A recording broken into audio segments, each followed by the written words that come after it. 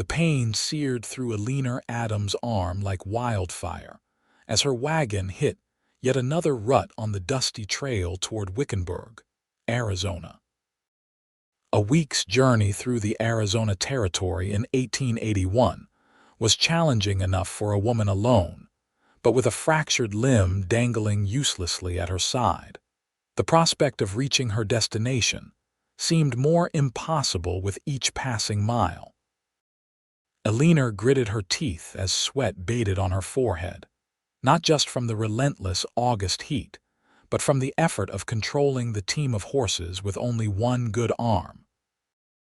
The broken limb had been crudely bound with strips torn from her petticoat, but the makeshift bandage did little to stabilize the injury she'd sustained 3 days ago when her wagon had overturned at a creek crossing. She'd managed to right the vehicle and continue her journey, but each jolt sent fresh waves of agony radiating from her fingertips to her shoulder. "Come on, girls," she urged the team of dappled grays pulling her wagon. "Just a few more miles until we stop for the night." The sun hung low on the horizon, painting the desert landscape in hues of amber and gold. Eleanor squinted against the light, scanning the terrain ahead for a suitable place to make camp. The vast emptiness of the Arizona Territory stretched before her, beautiful yet unforgiving to those who traveled unprepared. At 26, Eleanor was no stranger to hardship. Widowed 2 years prior when influenza claimed her husband and infant daughter back in Boston, she'd made the decision to start anew in the West, where her late uncle had left her a small parcel of land outside Wickenburg. The promise of a fresh beginning had sustained her through the grueling journey by train and then wagon. But now, with her arm throbbing mercilessly, doubt crept in like the evening shadows lengthening across the desert floor. A movement in the distance caught her eye, a rider approaching from the west, silhouetted against the setting sun. Eleanor tensed, her good hand instinctively reaching for the small revolver tucked beneath the wagon seat. Lone travelers, especially women, were vulnerable in these parts. As the rider drew closer, Eleanor could make out the broad shoulders and easy posture of a man comfortable in the saddle. His horse, a magnificent chestnut stallion, kicked up dust as they approached her wagon at a steady trot. "Evening, madam," the stranger called, tipping his hat as he pulled alongside her wagon. His voice was deep with a slight southern drawl, his face partially obscured by the shadow cast by his wide-brimmed hat. "Good evening," Eleanor replied cautiously, her fingers still resting on the hidden revolver. The man seemed to notice her guarded demeanor and kept a respectful distance. "Name's Kieran Quade. Couldn't help but notice you're traveling alone." His eyes dropped to her injured arm, and his expression shifted to one of concern. "And you're hurt?" Eleanor straightened her spine, unwilling to appear as vulnerable as she felt. "I'm managing just fine, Mr. Quade." A small smile played at the corners of his mouth as he shook his head. "Begging your pardon, madam, but that arm needs proper attention. I've got some experience with such injuries. Would you permit me to take a look?" Eleanor hesitated. She'd encountered her fair share of unsavory characters during her journey west, but there was something in Kieran Quade's direct gaze that inspired trust rather than fear. His eyes, a striking shade of blue against his sun-bronzed skin, held no malice, only genuine concern. "I'm Eleanor Adams," she finally said, relenting slightly. "I'm headed to Wickenburg." Kieran nodded, guiding his horse closer to her wagon. "That's a good 4 days' ride from here, Mrs. Adams, and that's with 2 good arms handling the reins." Eleanor winced as another jolt sent pain shooting through her injured limb. "It's Miss Adams," she corrected, "and I don't have much choice in the matter." Kieran dismounted with the fluid grace of a man who'd spent most of his life on horseback. He was tall, broad-shouldered, with dark hair that curled slightly where it touched his collar. His clothing was typical of a working cowboy denim pants, a faded blue shirt with the sleeves rolled up to reveal muscular forearms, and a leather vest worn from years of use. "May I?" he asked, gesturing toward her injured arm. After a moment's consideration, Eleanor nodded, watching warily as he approached. With surprising gentleness for such large hands, Kieran carefully examined her makeshift bandage. "How long ago did this happen?" "3 days back. My wagon overturned at a creek crossing east of here." Kieran frowned, his fingers lightly probing the area around the break. Eleanor couldn't suppress a gasp of pain. "My apologies, Miss Adams," he said, immediately withdrawing his touch. "But this needs proper splinting, and soon." "The bone's not set right." Eleanor swallowed hard, trying to ignore the throbbing that had intensified with his examination. "I figured as much, but there wasn't much I could do about it alone." Kieran glanced at the setting sun, then back at Eleanor. "Night's coming on fast. There's a decent spot to make camp about half a mile ahead, small spring, some shelter from the wind. I suggest we stop there, and I'll see to that arm properly." Eleanor hesitated. The prospect of spending the night in the company of a stranger, a man she'd just met, went against every convention she'd been raised with. Yet the searing pain in her arm and the exhaustion weighing on her shoulders made the decision for her. "I would appreciate the assistance, Mr. Quade," she said finally. Kieran nodded, his expression revealing nothing of what he might think of a proper Eastern lady traveling alone in such circumstances. "I'll ride ahead and make sure the site is secure. You follow along, and I'll have a fire going by the time you arrive." True to his word, by the time Eleanor guided her wagon to the spot Kieran had indicated, he had a small fire crackling and had cleared a level area for her wagon.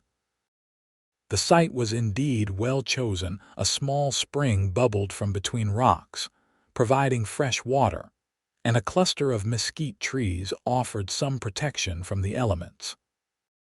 Eleanor set the brake on her wagon with her good hand, but when she attempted to climb down from the seat, a wave of dizziness washed over her.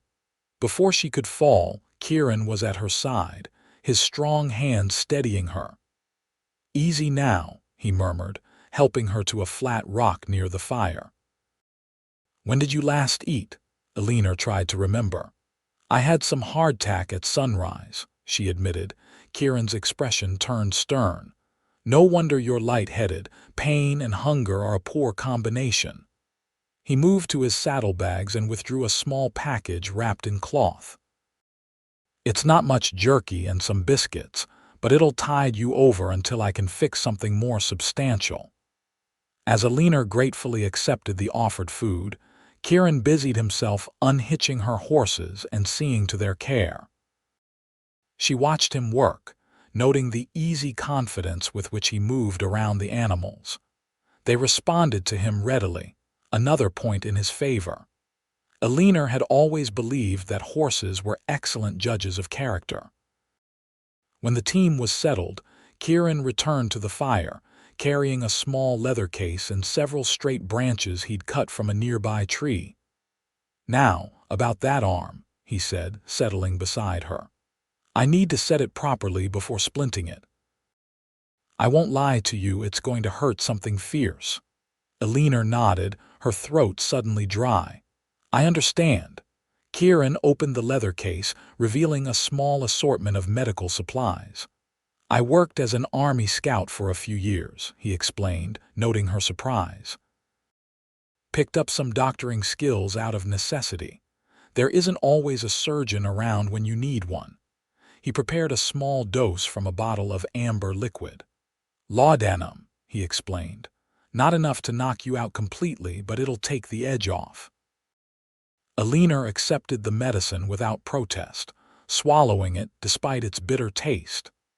As they waited for it to take effect, Kieran told her about the surrounding territory, pointing out landmarks visible in the fading light and naming the distant mountain ranges. His voice was steady and calming, a deliberate distraction that Eleanor appreciated. When her eyes began to grow heavy and the pain in her arm receded to a dull throb, Kieran moved closer. "Ready?" he asked quietly. Eleanor nodded, bracing herself. With swift, practiced movements, Kieran unwrapped her crude bandage and assessed the break. "Clean fracture," he murmured, more to himself than to her. "That's good. On the count of 3, 1.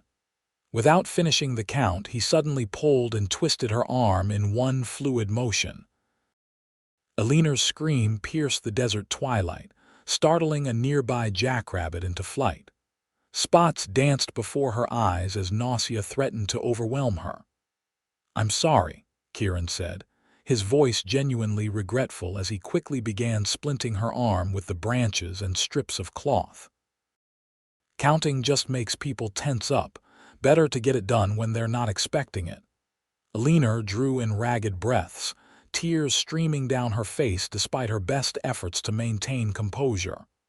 "A warning would have been appreciated," she managed between gasps. A ghost of a smile touched Kieran's lips. "I'll remember that for next time." "There won't be a next time," Eleanor retorted, finding her voice as the initial shock of pain began to subside.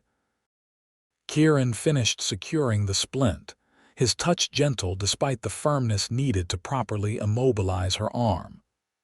"There.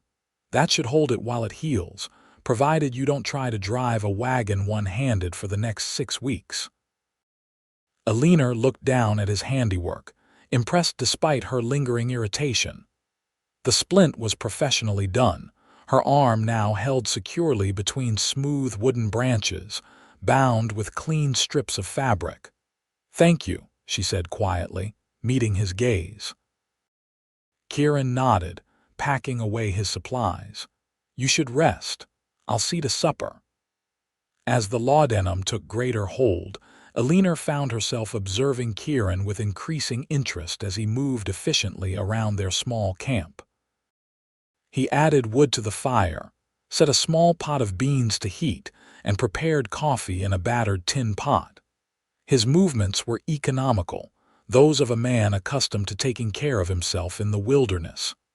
"May I ask what brings you to this part of the territory, Mr. Quade?"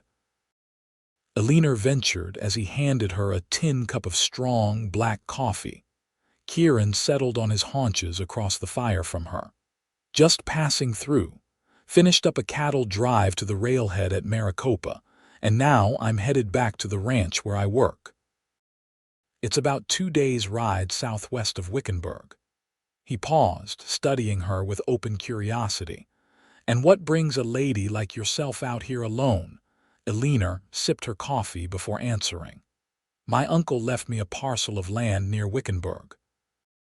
He moved west 30 years ago and built a small ranch. When he died last winter, I inherited it." "You planning to work it yourself?" There was no judgment in his tone, only genuine interest, but Eleanor still felt defensive. "I intend to try. My alternatives in Boston were limited, to say the least." Kieran nodded, stirring the pot of beans. "The West can be a fresh start for those willing to work hard, but ranching's no easy life, especially for someone on their own. I'm not afraid of hard work, Mr. Quade." A smile played at the corners of his mouth. "I don't doubt that for a moment, Miss Adams. Anyone who can drive a wagon for 3 days with a broken arm has grit to spare." His compliment warmed her more than it should have. Eleanor blamed the laudanum for the pleasant haziness settling over her thoughts, making her more talkative than usual with a stranger. "My husband and daughter died 2 years ago," she found herself saying. "Influenza, within a week of each other." Kieran's expression softened with genuine sympathy. "I'm sorry for your loss." Eleanor nodded, accepting his words without the usual platitudes that typically followed such revelations. "When my uncle's solicitor contacted me about the inheritance, it seemed like providence. A chance to build something new, away from the memories. Kieran served her a plate of beans and salt pork, along with a thick slice of cornbread from his provisions. "The territory has a way of either breaking people or remaking them," he said thoughtfully. "Sounds like you're determined it won't break you." As they ate in companionable silence, Eleanor found herself studying Kieran when he wasn't looking. He was handsome in a rugged way, with laugh lines at the corners of his eyes suggesting he smiled often, though his demeanor now was serious. A thin scar ran along his jawline, and his hands, while clean, bore the calluses of hard work. "How long have you been in Arizona territory?" she asked eventually. "Going on 8 years now," Kieran replied. "Came west after the war. Tried my hand at prospecting for a while, then drifted into ranch work. Found I had a knack for horses." "You were in the war?" Eleanor asked, noting that he would have been quite young during the conflict. A shadow passed over his face. "Joined up in '64. Was barely 17, but they weren't being particular about age by then.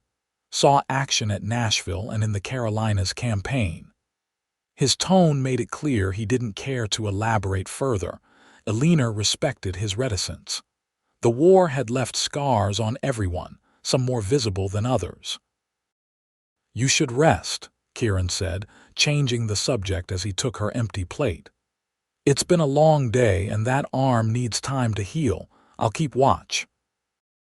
Eleanor wanted to protest that she wasn't tired, but the combination of pain, laudanum, and the first proper meal she'd had in days was taking its toll. Her eyelids grew heavy as she watched Kieran clean their dishes using sand and a small amount of precious water. "You can sleep in your wagon," he said, returning to the fire. "I'll bed down out here." "Thank you, Mr. Quade," Eleanor said, struggling to her feet. The world tilted alarmingly, and once again Kieran was at her side, steadying her. "Easy," he murmured, his arm strong around her waist. "Let me help you." With his support, Eleanor made it to her wagon. He helped her climb inside, where her bedroll was already laid out on top of her carefully packed belongings. "I'll be right outside if you need anything," he said, preparing to withdraw. Eleanor caught his wrist with her good hand. "Mr. Quade, why are you helping me? Most men would have tipped their hat and ridden on." In the dim light, Kieran's expression was difficult to read.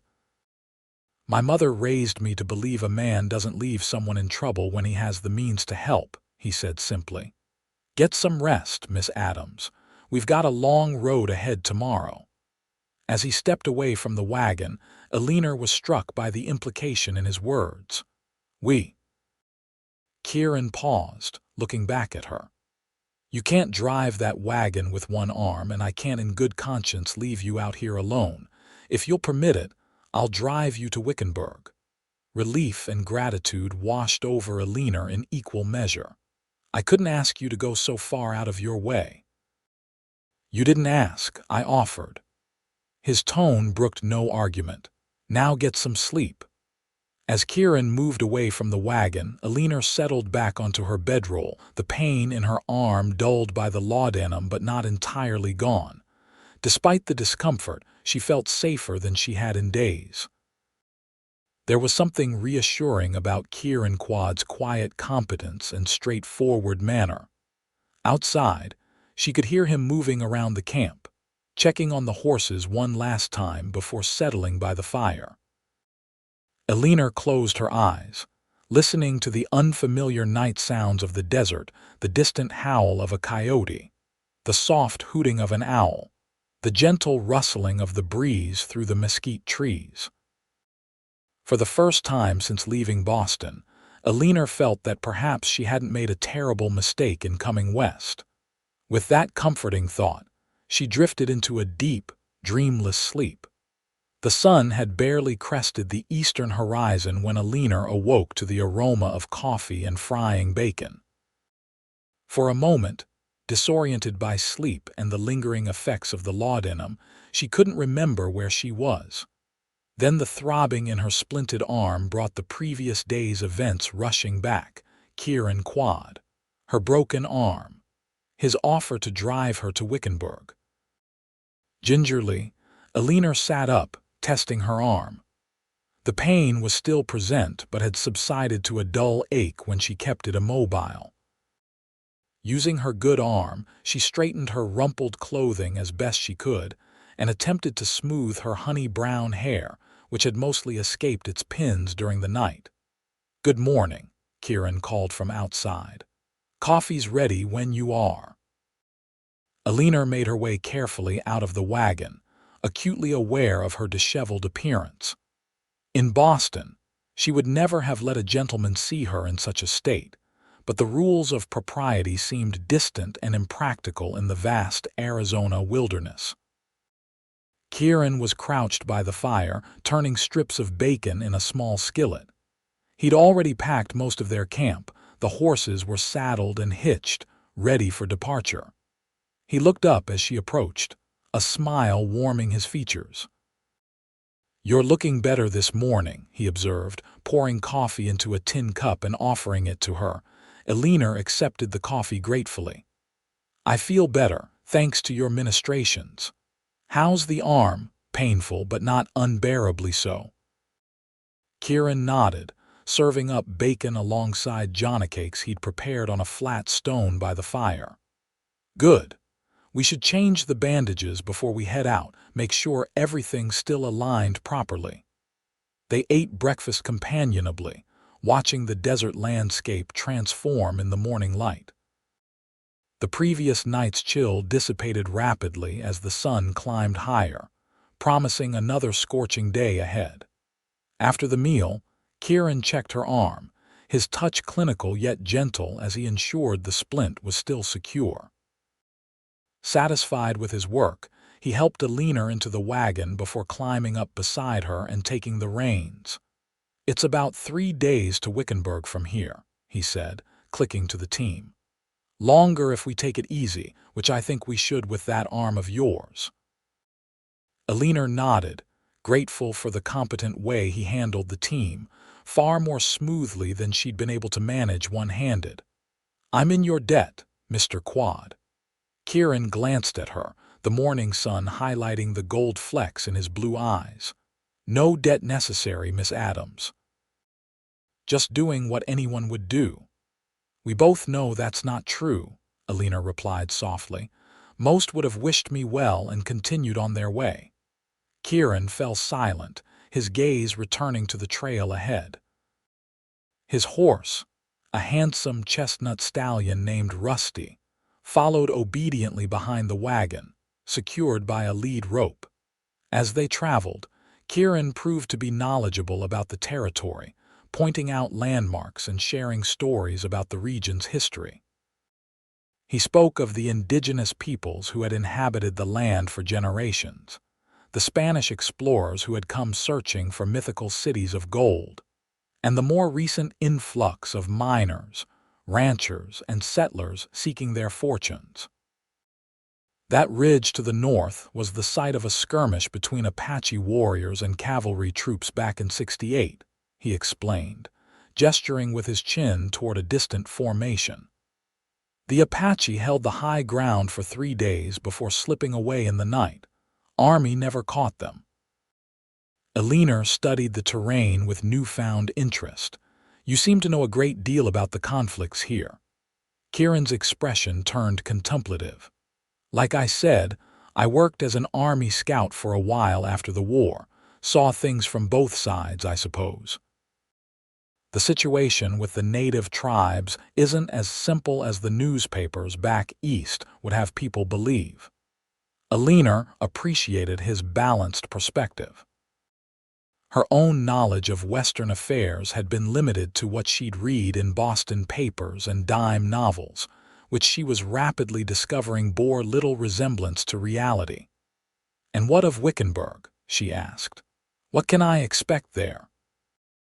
"It's grown considerably since it was founded," Kieran replied. "Started as a mining camp after gold was discovered at the Vulture mine, but it's becoming more established now. Has a hotel, general store, couple of saloons." still rough around the edges compared to eastern cities but civilized enough. And the surrounding countryside, where my uncle's ranch is located, depends on which direction. What was your uncle's name? Samuel Bennett. Recognition flickered in Kieran's eyes. Old Sam Bennett. You're his niece, Eleanor nodded, surprised. You knew him. Everyone knew Sam, Kieran said, a note of respect in his voice. Had a small spread about 15 miles southwest of town.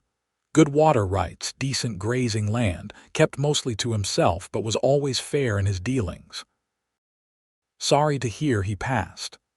The personal connection to her uncle, however tenuous, made Eleanor feel less adrift. What can you tell me about his ranch? Kieran considered before answering. It's not large, maybe 800 acres, enough to run a small herd if managed properly. Last I heard, he had about 60 head of cattle and some decent quarter horses. Simple cabin, barn, corral, nothing fancy but solid. Do you know if anyone's been looking after it since he died? Juan Vasquez, probably. He worked for your uncle for years, lived in a small adobe house on the property with his wife, Maria. Good people. Eleanor felt a rush of relief. She'd worried that the property might have been abandoned or, worse, claimed by squatters in the months since her uncle's death. That's reassuring to hear. As the day progressed, the heat intensified. Kieran kept a steady pace, stopping occasionally to rest the horses and offer them water from canteens he'd filled at the spring that morning. During one such stop, in the sparse shade of a mesquite tree, Eleanor found herself studying Kieran's profile as he surveyed the horizon, ever vigilant. "May I ask a personal question, Mr. Quade?" she ventured. He turned to her, one eyebrow raised in curiosity. "You may ask." "Can't promise I'll answer." "Fair enough," Eleanor conceded. "I was wondering why a man with your skills isn't running his own ranch rather than working for someone else." Something flickered in Kieran's eyes, a mixture of resignation and old pain. "Had my own place once, up near Prescott. Lost it." "I'm sorry," Eleanor said, sensing she'd touched on a sensitive subject. "I didn't mean to pry." Kieran shrugged, his expression closing off. "It was a long time ago." They continued their journey in silence for a while, the rhythmic creaking of the wagon and the steady clip-clop of hooves the only sounds breaking the desert stillness. Eventually, Kieran spoke again, his voice softer than before. "It was 1877. Drought year. Wells dried up, cattle died, bank foreclosed, tale as old as the territory itself." His words were matter of fact, but Eleanor could hear the undercurrent of loss beneath them. "That must have been devastating," she said quietly. Kieran's gaze remained fixed on the distant horizon. "It was. But a man picks himself up and carries on. That's all any of us can do." The simple dignity in his response touched Eleanor deeply. Here was someone who understood loss intimately, yet had found the strength to continue. Perhaps that was why he'd stopped to help her. He recognized a kindred spirit, trying to rebuild from the ashes of a previous life. As the day wore on, Eleanor found herself sharing more of her own story, her childhood in Boston as the daughter of a professor, her marriage at 20 to a promising young lawyer, the devastating loss of her husband and infant daughter to influenza that had swept through their neighborhood.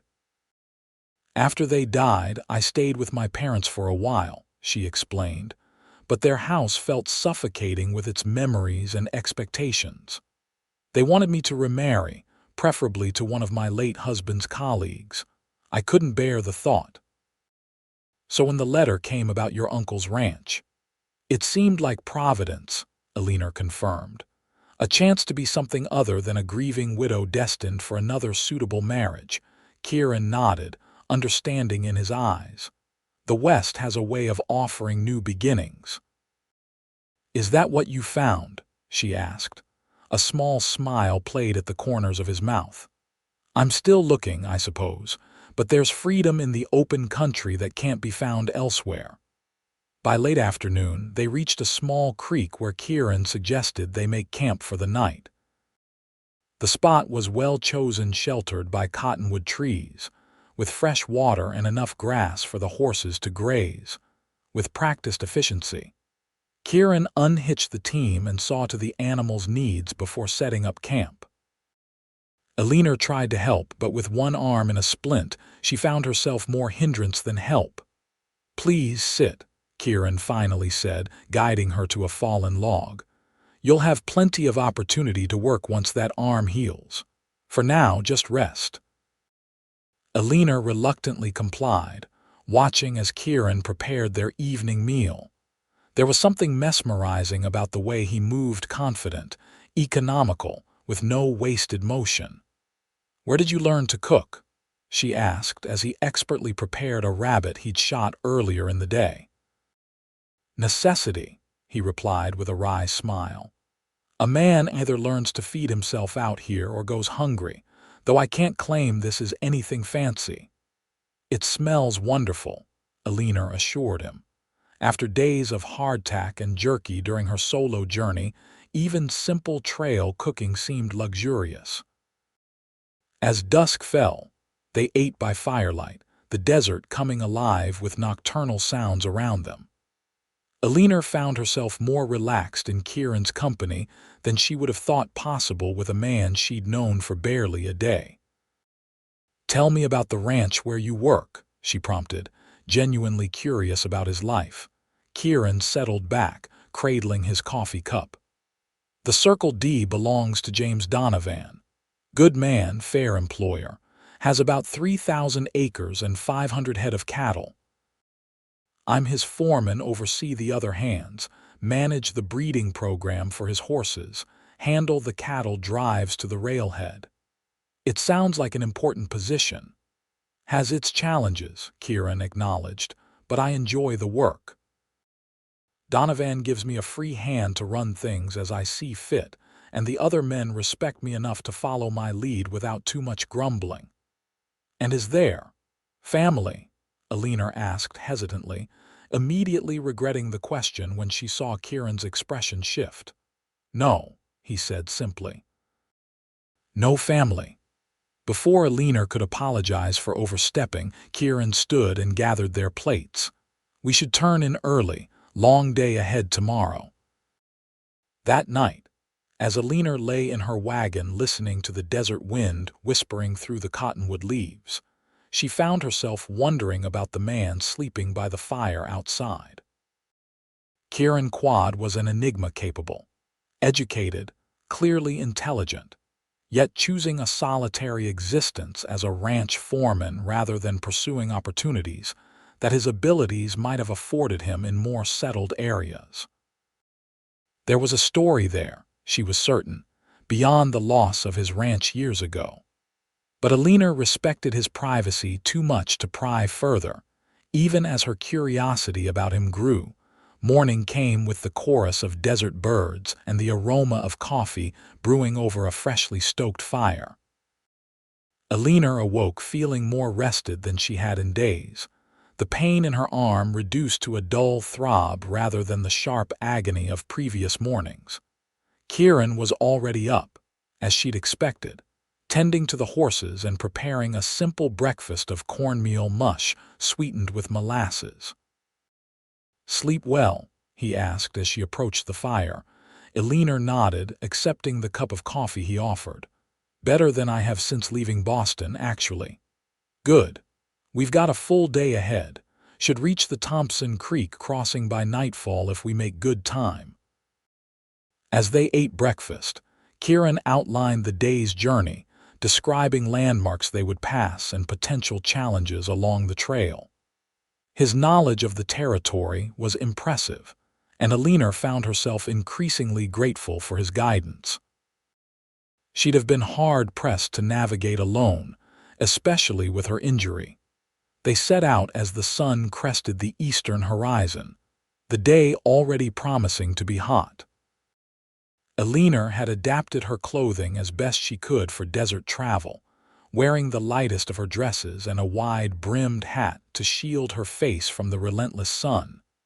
but by mid-morning, she was still uncomfortably warm. Kieran noticed her discomfort and suggested they stop in the shade of a rocky outcropping to rest. As they drank sparingly from their canteens, he offered her a bandana soaked in cool water. "For your neck and wrists," he explained. "Helps cool the blood." Eleanor gratefully applied the damp cloth, sighing with relief at the simple comfort it provided.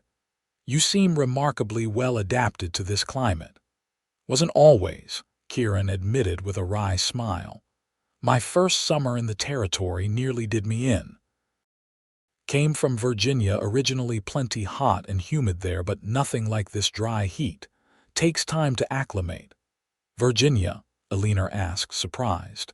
"Your accent doesn't sound southern," Kieran shrugged. "Left when I was young, moved around a lot after the war. Accents fade." There it was again, that careful deflection, whenever conversation turned too personal. Eleanor respected his boundaries, but found herself increasingly curious about the history that had shaped this complex man. As they continued their journey, the landscape gradually changed, transitioning from open desert to more varied terrain with scattered juniper and piñon pine. The trail wound through rocky arroyos and across stretches of grassland, dotted with calla and prickly pear cactus. Around midday, Kieran suddenly tensed, his gaze fixed on a distant dust cloud moving parallel to their route. "Riders," he said quietly, reaching for the rifle secured beneath the wagon seat. Eleanor felt her heart rate quicken. "Trouble, maybe." Kieran's expression was grave. "Could be nothing, ranchers moving cattle, travelers like us. Could be something else." "Indians?" Eleanor asked, thinking of the newspaper stories she'd read about Apache raids. Kieran shook his head. "Most of the Apache are on reservations now, though there are still small bands holding out. More likely to be bandits if it's trouble. This route is known for ambushes, especially of lone travelers." He handed her the reins and stood carefully in the moving wagon, balancing with the ease of long practice as he surveyed the approaching riders through a small spyglass pulled from his pocket. After a tense moment, he relaxed slightly. "Cavalry patrol," he reported, settling back onto the seat. "4 troopers and a sergeant by the looks of it." Eleanor released the breath she hadn't realized she'd been holding. "That's a relief." "Generally, yes," Kieran agreed, though his tone remained cautious. "Though some troopers can be almost as troublesome as bandits, depending on the unit and who's in charge." The patrol altered course to intercept them, and Kieran slowed the wagon, keeping his hands visible and his expression neutral as the soldiers approached. The sergeant, a weathered man with a salt and pepper mustache, raised his hand in greeting.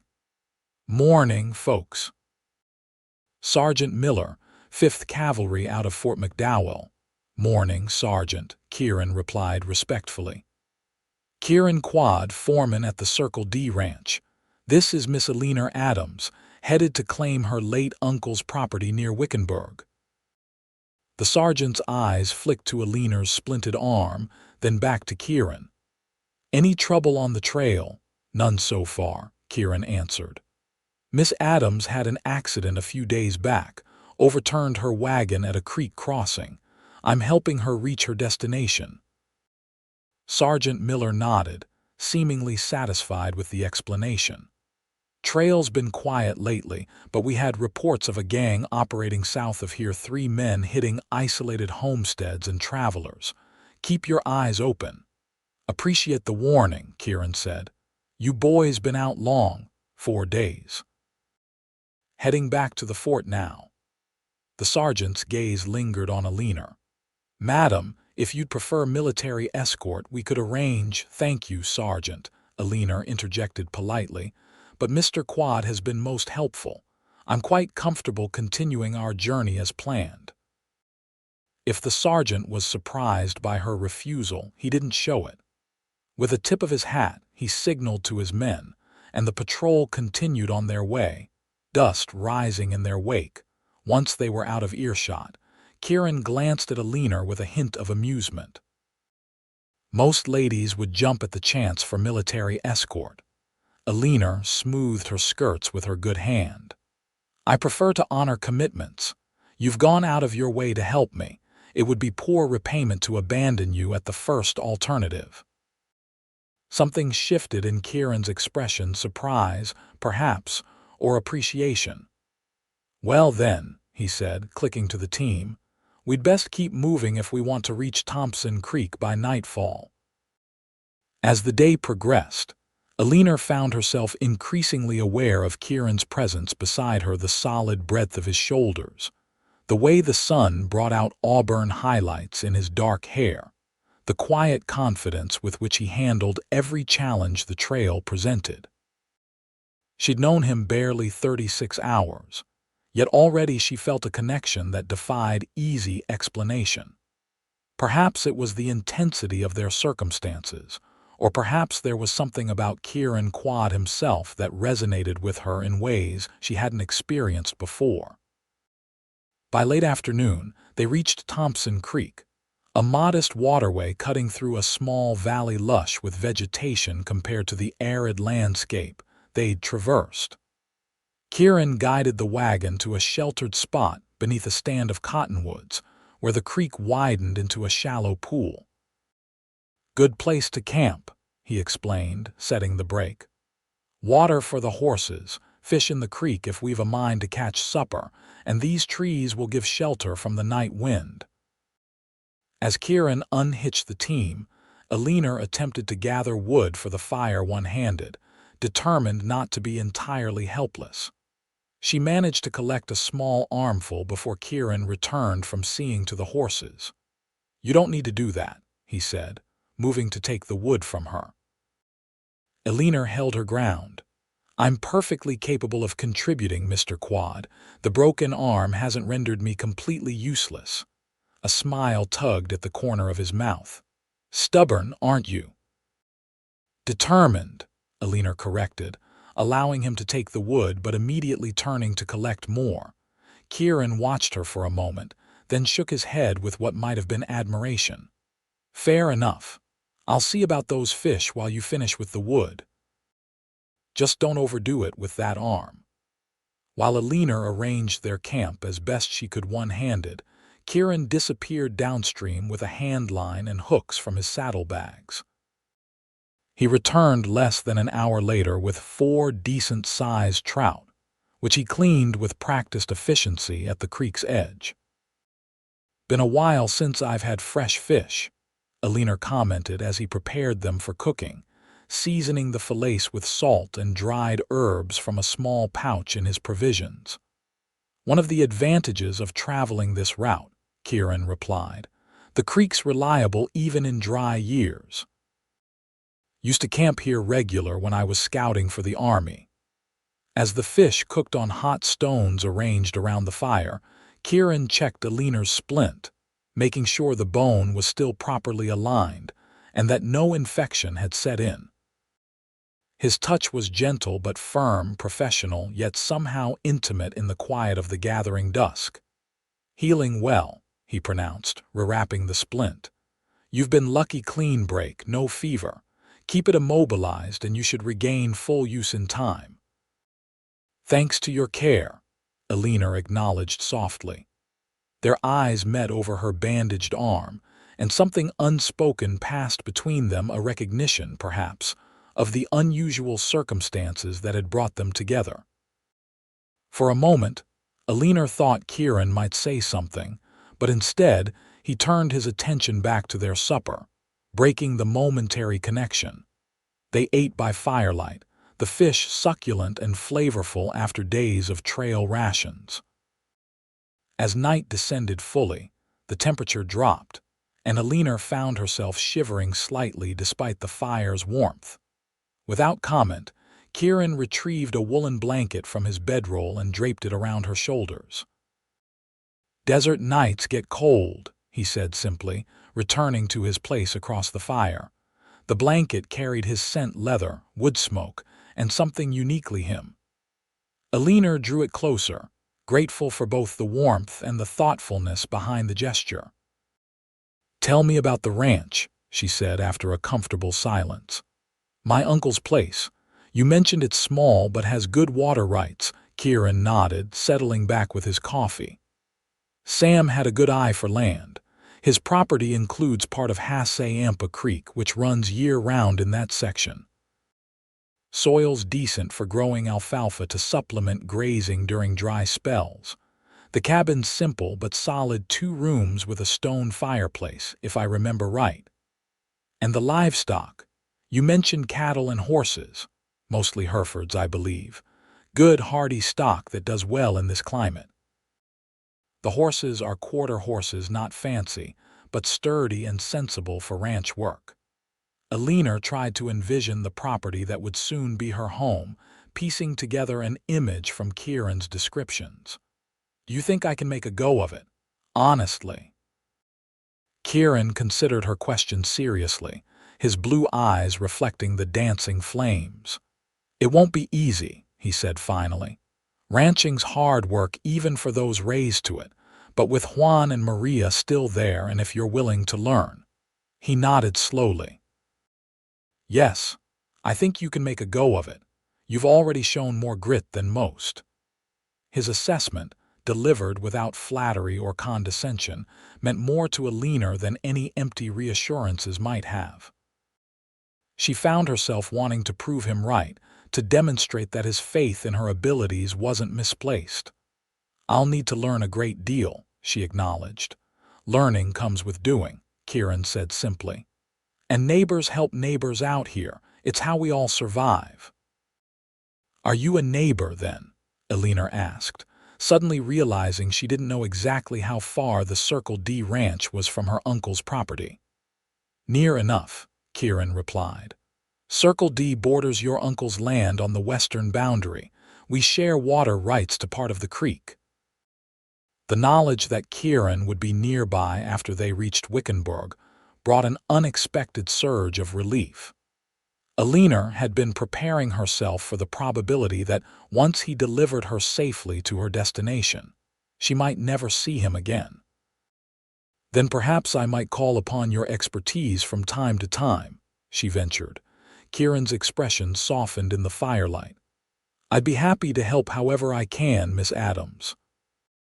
As the fire burned low and the night sounds of the desert enveloped their small camp, Eleanor found herself reluctant to retire to her wagon. There was something companionable about sitting with Kieran in the quiet darkness, watching the embers glow and listening to the gentle burble of the creek nearby. "You should get some rest," Kieran said eventually, his voice low. "Tomorrow will be another long day." Eleanor nodded, though she made no immediate move to leave. "Mr. Quade." "Kieran," she said, using his given name for the first time, "I want you to know how grateful I am for your help. I don't know what would have become of me if you hadn't come along when you did." In the dying firelight, she saw something flicker across his features, a brief vulnerability quickly masked. "Anyone would have done the same," he said, echoing his words from their first meeting. "No," Eleanor contradicted gently. "Not anyone. You're a good man, Kieran Quade." Before she could reconsider, Eleanor leaned across the small space between them and pressed a soft kiss to his weathered cheek. It was a brief contact, but she felt him tense slightly in surprise. "Good night," she murmured, rising quickly and making her way to the wagon before he could respond. Inside her mobile sanctuary, Eleanor's heart pounded as she settled onto her bedroll, wondering if she'd overstepped. The gesture had been impulsive, driven by genuine gratitude, and something else she wasn't quite ready to examine too closely. Outside, she could hear Kieran moving around the camp, banking the fire for the night and making a final check on the horses.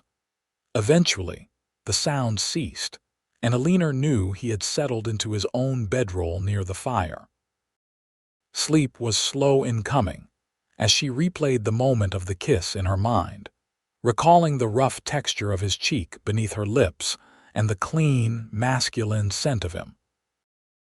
It had been 2 years since she'd experienced even such innocent physical contact with a man, and the simple kiss had awakened feelings she'd thought long buried with her husband.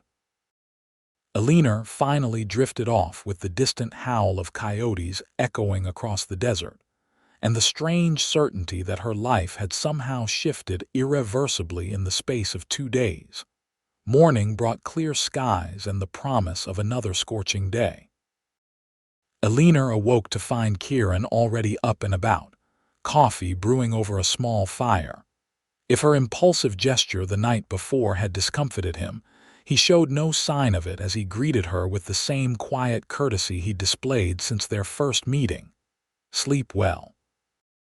he asked, handing her a cup of strong black coffee. "Well enough," Eleanor replied, grateful for his tact in not mentioning her momentary lapse in propriety. "And you?" "Fine," Kieran said, though the shadows beneath his eyes suggested otherwise. "I've fixed a quick breakfast. We should reach Wickenburg by late tomorrow if the weather holds, and we make good time today." The reminder that their journey together was drawing to a close created an unexpected pang in Eleanor's chest. She pushed the feeling aside, focusing instead on the practical matters at hand.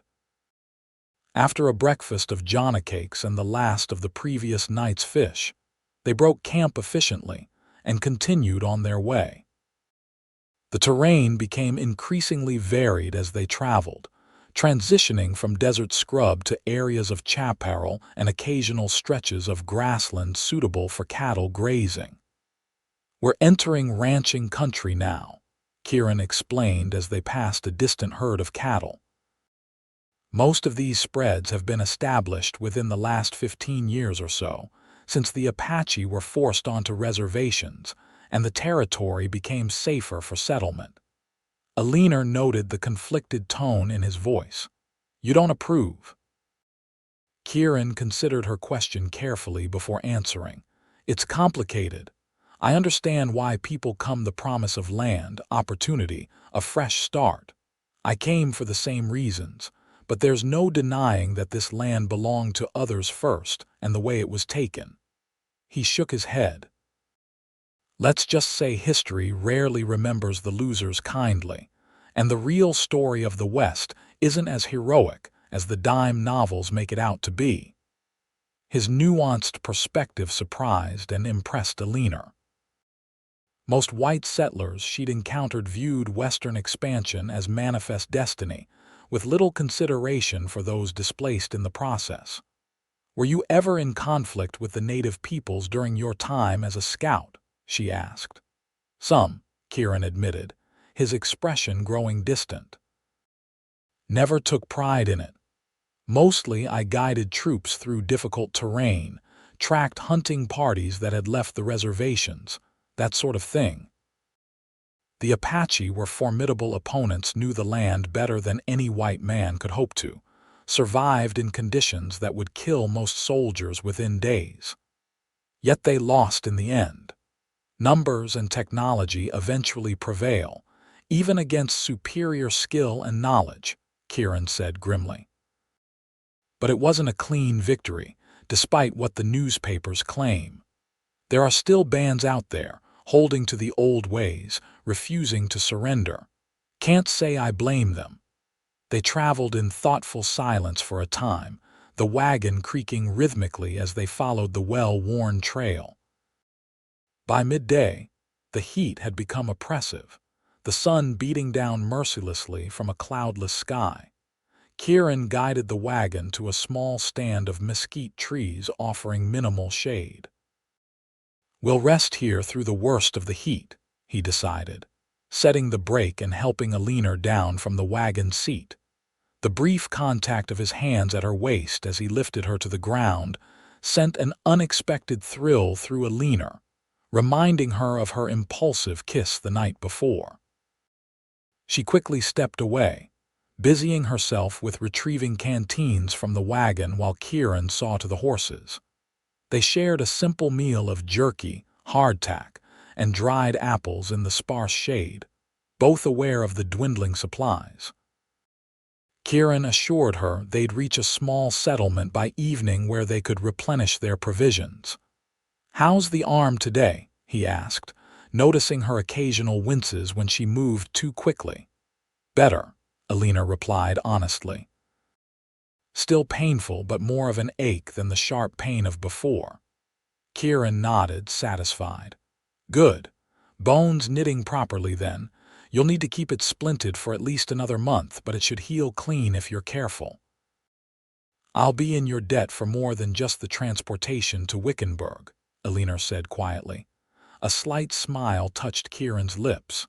"No debt between neighbors, remember. Besides, I've enjoyed the company. Trail gets lonely riding solo." Their eyes met briefly before Kieran looked away, focusing on adjusting the bandana at his neck. Eleanor wondered if he was thinking about her impulsive kiss, and if so, what he made of it. As they prepared to continue their journey, Eleanor noticed Kieran scanning the horizon with unusual intensity, his expression troubled. "Something wrong?" she asked. "Not sure," he replied, his gaze fixed on a distant smudge to the southwest. "Could be dust from a herd, could be riders." He squinted against the sun's glare. "Best be prepared, just in case." Kieran checked his revolver, ensuring it was fully loaded before returning it to his holster. He then placed his rifle within easy reach beneath the wagon seat before helping Eleanor back up. "Are you expecting trouble?" Eleanor asked, concern edging her voice. "Not expecting it, but it pays to be cautious," Kieran replied, taking up the reins. "This stretch of trail has seen its share of banditry over the years." They continued their journey, Kieran now more vigilant than before, his gaze constantly sweeping the surrounding terrain. Eleanor found his tension contagious, her own senses heightening as she scanned the landscape for any sign of danger. For 2 hours, they traveled without incident, the suspected dust cloud either dissipating or moving away from their route. Eleanor had just begun to relax when Kieran suddenly tensed beside her, his hand moving to the rifle under the seat. "Riders," he said quietly, nodding toward a rocky ridge about half a mile ahead. "3 of them, coming fast."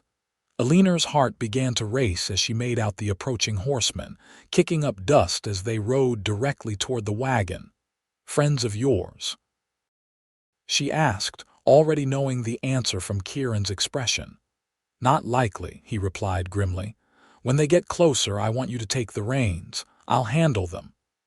"Kieran, no arguments, Eleanor," he said, his tone brooking no debate. "If shooting starts, get down below the seat and stay there." The approaching riders slowed as they neared, spreading out in a manner that effectively blocked the trail ahead. All 3 were rough-looking men, unshaven and trail-worn, their clothes dusty and their expressions predatory. Kieran halted the wagon about 30 yards from the trio, his posture relaxed, but his hand resting casually near his revolver. "Afternoon, gentlemen," he called, his voice neutral. "Something we can help you with." The man in the center, wearing a battered black hat and sporting a jagged scar across one cheek, grinned unpleasantly. "Just being neighborly, friend. Dangerous country for folks traveling alone, especially with a lady present." "We're managing just fine," Kieran replied coolly. "Appreciate your concern, but we'll be on our way now." The scarred man's grin widened. "Now that's not very sociable. We could use some supplies, and I'm sure you folks could spare some. Maybe a contribution to help us on our way." Eleanor felt a chill despite the heat. These men were clearly bandits, probably the same gang the cavalry sergeant had warned them about. "We're running low ourselves," Kieran said, his voice still even. "Barely enough to see us to Wickenburg." The man on the left, a wiry individual with a red bandana around his neck, spat tobacco juice onto the ground. "Ain't asking, mister. We're telling. And while you're at it, maybe the lady would like to step down and stretch her legs a bit," Keep us company." Eleanor felt her blood run cold at the implied threat, even as anger flared within her. Kieran's expression didn't change, but she felt him tense beside her, readying himself. "The lady stays where she is," Kieran said, his voice now hard as steel, "and we'll be passing through. Now." The scarred leader's face darkened. "You're making a mistake, friend. 3 against 1 ain't good odds." "Depends on the one," Kieran replied quietly. In a movement so swift Eleanor barely registered it, he had drawn his revolver and cocked it, the barrel aimed squarely at the scarred man's chest. "Now, I suggest you boys move aside and let us pass." The third bandit, who had remained silent until now, shifted nervously in his saddle. "Rance, maybe we should—" "Shut up," the scarred man Rance snapped, his eyes never leaving Kieran. "You think you're fast enough to take all 3 of us before we put a bullet in you or the lady?" "I know I'm fast enough to put one through you before you clear leather," Kieran said calmly. "After that, it's anybody's guess. Care to try your luck?" Tense seconds stretched into what felt like minutes as Rance considered his options, his eyes cold and calculating. Finally, he offered a humorless laugh and raised his hands slightly. "No need for bloodshed today, I reckon. Maybe we just got off on the wrong foot." "Maybe," Kieran agreed, his revolver unwavering. "Now back your horses off the trail and let us pass." Reluctantly, Rance signaled to his companions, and the 3 bandits moved their mounts to the side of the trail, creating a narrow passage for the wagon. "Take the reins," Kieran murmured to Eleanor, passing them to her with his left hand while keeping his revolver trained on the bandits with his right. "Nice and steady." With her heart pounding, Eleanor guided the team forward, acutely aware of the hostile gazes of the 3 men as they passed. Kieran remained vigilant, his revolver ready, turning slightly on the seat to keep all 3 bandits in view. Once they were safely past, Kieran took the reins back, urging the team to a faster pace while continuing to watch their back trail. "Keep your head down," he instructed Eleanor, his expression grim. They might decide to try their luck anyway. For tense minutes, they traveled at a brisk trot, the wagon jolting over the uneven terrain. Eleanor expected at any moment to hear the crack of gunfire behind them, but the attack never came. Finally, after they'd put considerable distance between themselves and the bandits, Kieran allowed the team to slow to a more sustainable pace, though he continued to check their back trail regularly. "Will they follow us?" Eleanor asked, her voice steadier than she felt. "Possibly," Kieran replied honestly. "Depends how desperate they are. We'll need to be extra vigilant tonight." The encounter had left Eleanor shaken but also filled with admiration for Kieran's calm handling of the situation. "You've dealt with their kind before," she observed. Kieran nodded grimly. "More times than I care to count. The West draws all sorts good men looking for honest work, families seeking a fresh start, but also those running from the law or looking to take advantage of others. Out here, where law enforcement is spread thin, a man needs to be capable of defending himself and those under his protection." "You were willing to die to protect me," Eleanor said quietly, the realization both humbling and frightening. Kieran's expression softened as he glanced at her. "Let's just say I'm glad it didn't come to that." They pushed on until dusk, making better time than expected despite the encounter with the bandits. As promised, they reached a small settlement just as the sun was setting, little more than a trading post, livery stable, and a handful of rough dwellings clustered around a dusty crossroads. "Cochrane Station," Kieran explained as they approached. "Not much to look at, but they'll have supplies and a safe place to spend the night." The trading post was a weathered wooden structure with a broad porch and a corral for livestock attached to one side.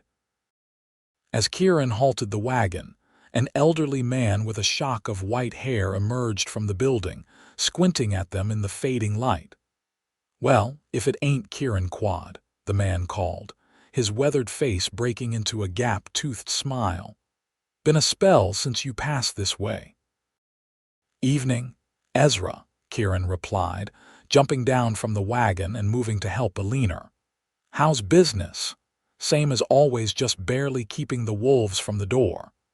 Ezra's curious gaze shifted to Eleanor as Kieran gently lifted her down from the wagon seat. "Who's your companion?" "Miss Eleanor Adams," Kieran introduced her. "Heading to Wickenburg to claim her uncle's property. Miss Adams, this is Ezra Cochrane, proprietor of this fine establishment and purveyor of the worst coffee in the territory." Ezra cackled at the description. "And proud of it. Any coffee that don't put hair on your chest ain't worth drinking, I always say." He tipped his hat to Eleanor. "Pleasure, madam. Any relation to Sam Bennett, by chance?" Eleanor smiled, pleased at another connection to her uncle. "He was my mother's brother." "Fine man Sam was," Ezra said, nodding sagely. "Sorry to hear of his passing. Pneumonia, wasn't it?" "Yes," Eleanor confirmed. "Last winter. Shame. World could use more men cut from his cloth." Ezra gestured toward the trading post. "Come on in. Martha's got stew on the stove, and there's a room in back where you can freshen up, miss." The interior of the trading post was dim but tidy.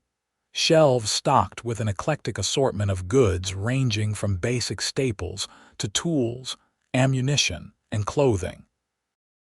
A pot-bellied stove in the corner provided warmth, and the aroma of something savory cooking filled the air. A plump, gray-haired woman emerged from a back room, wiping her hands on her apron. "Visitors, Ezra, Martha, you remember Kieran Quade, and this here's Miss Adams, Sam Bennett's niece." Martha's kind face lit up with a welcoming smile. "Of course, Mr. Quade, always good to see you, and Miss Adams, what a pleasure. Your uncle spoke of you often." Eleanor was touched to discover her uncle had mentioned her. In truth, they had corresponded infrequently over the years, separated by distance and different lives. "He did?" "Oh yes," Martha assured her. "Kept that daguerreotype of your family on his mantle. Said his little niece Eleanor had grown into a fine lady back east." Her gaze fell to Eleanor's splinted arm. "My goodness, what happened?" While Kieran explained about Eleanor's accident and their journey, Martha ushered her to a small back room where a basin of clean water and towels awaited. The simple opportunity to wash the dust from her face and hands felt like unimaginable luxury after days on the trail. When Eleanor emerged refreshed, she found Kieran, Ezra, and Martha seated at a rough-hewn table, bowls of steaming stew before them. Kieran rose as she approached, pulling out a chair for her with an instinctive courtesy that seemed at odds with the frontier setting. "Feels like civilization," Eleanor remarked as she sampled the hearty venison stew, rich with root vegetables and herbs. "Such as it is," Ezra chuckled. "We ain't exactly Boston society out here." "For which I am increasingly grateful," Eleanor replied with feeling, drawing surprised laughs from her companions. As they ate, Kieran discreetly informed Ezra about their encounter with the bandits. The old trader nodded grimly, not seeming particularly surprised. "Been hearing reports about that bunch for weeks now," he confirmed. "3 of them, led by a scarred fellow named of Rance Taggart. Used to ride with the younger gang until things got too hot for him in Missouri.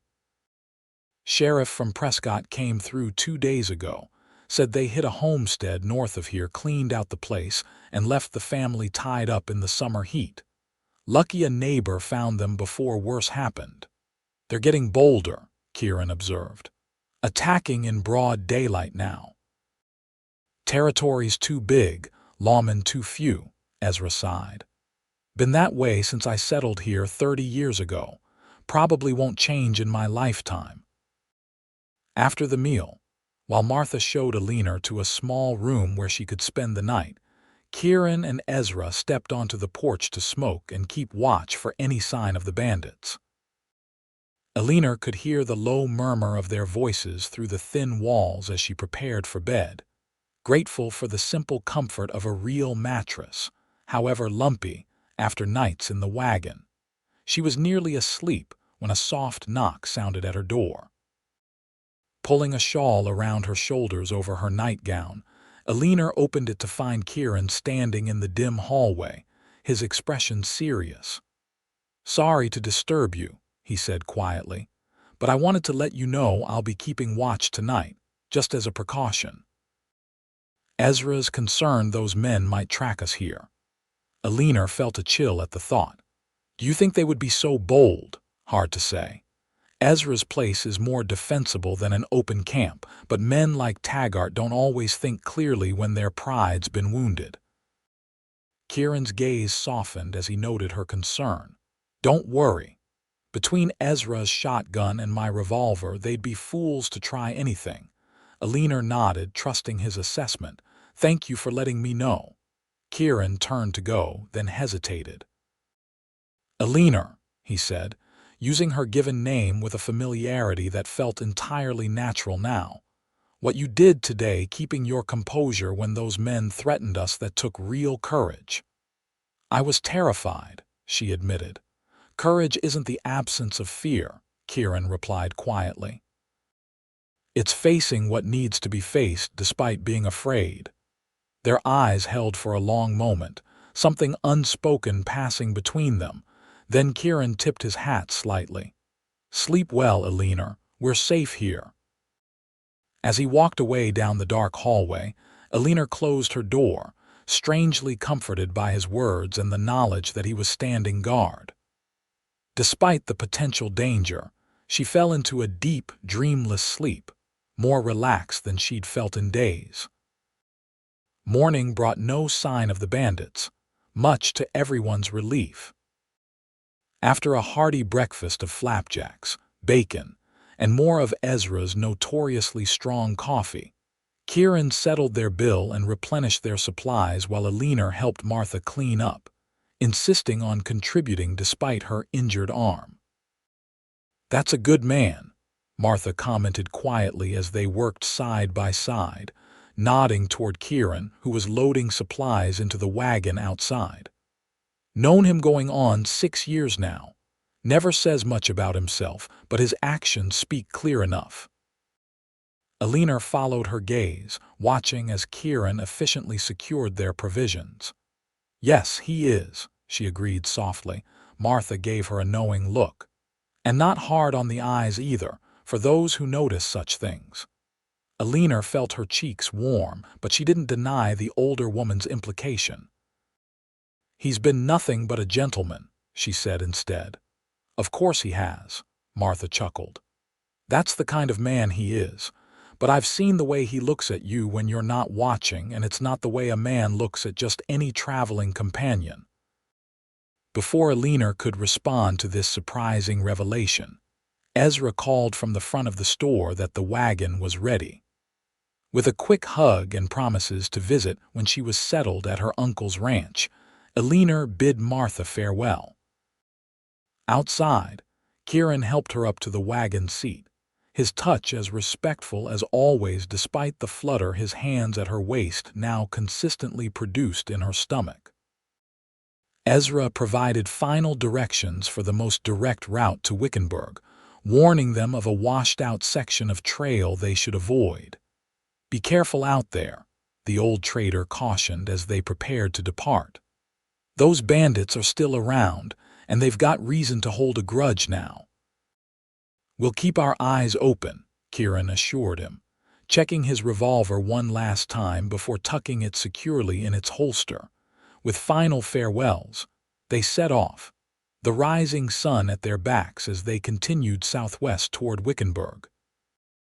The day promised to be cooler than the previous ones, with scattered clouds offering occasional respite from the sun's intensity. Eleanor found herself increasingly aware of the dwindling miles to their destination. a bittersweet feeling settling over her. While she was eager to see her inheritance and begin this new chapter of her life, the prospect of parting ways with Kieran left her unexpectedly melancholy. "Penny for your thoughts," Kieran said after they'd traveled in silence for some time. Eleanor smiled ruefully. "I'm not sure they're worth even that much. Just contemplating what awaits in Wickenburg, I suppose." Kieran nodded, his eyes on the trail ahead. "Nervous, a little," Eleanor admitted. "It's one thing to plan a new life from the safety of Boston, another entirely to face the reality of it." Having second thoughts, Eleanor considered the question seriously. "No," she said finally.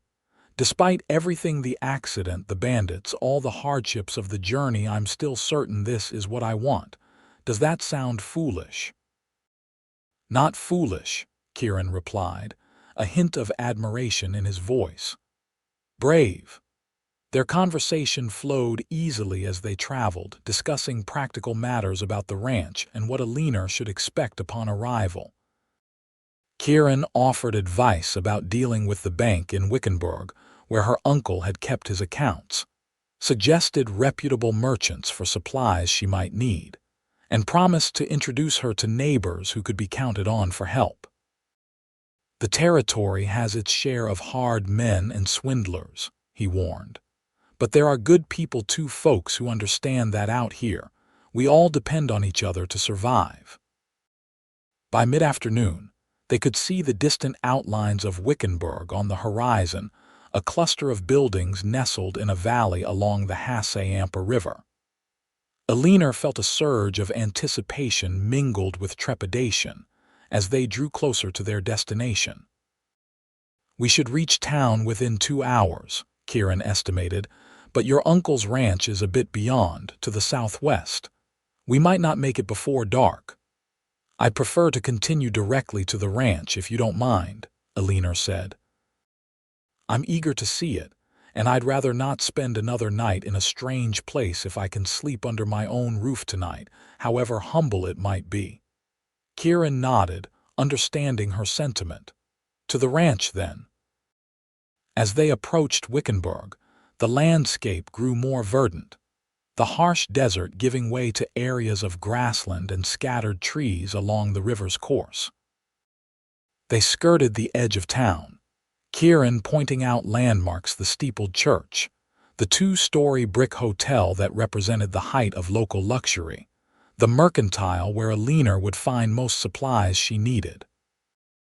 The settlement was larger than Eleanor had expected, with perhaps 50 buildings arranged along dusty streets. Though modest compared to eastern cities, Wickenburg had an air of permanence and prosperity that suggested it would continue to grow as the territory developed. Beyond the town, they followed a well-traveled road that wound through rolling grasslands dotted with mesquite and palo verde trees. Cattle grazed in the distance, and occasional homesteads could be seen nestled against hillsides or near stands of trees that suggested water sources. "That's Circle D land now," Kieran said after they'd traveled a few miles, indicating the vast expanse to their right. "Donovan's main house is about 3 miles that way over that ridge." "And my uncle's property?" Eleanor asked eagerly. "Not far now." "Just beyond that line of cottonwoods ahead, where the creek bends. You'll see the roof of the cabin once we crest that small rise." True to his word, as they reached the top of a gentle slope, a small ranch came into view in the valley below.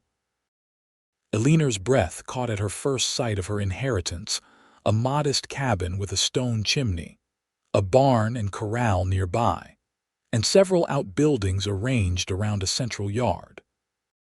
A creek, the Hassayampa, Kieran had explained, wound through the property, its banks lined with cottonwood and willow trees that provided welcome shade. "It's beautiful," Eleanor breathed, taking in the peaceful scene. "Sam chose well," Kieran agreed, a smile in his voice at her evident pleasure. "That's Juan and Maria's place there." He pointed to a small adobe structure set a little apart from the main cabin. "Looks like they're still here. There's smoke from the chimney."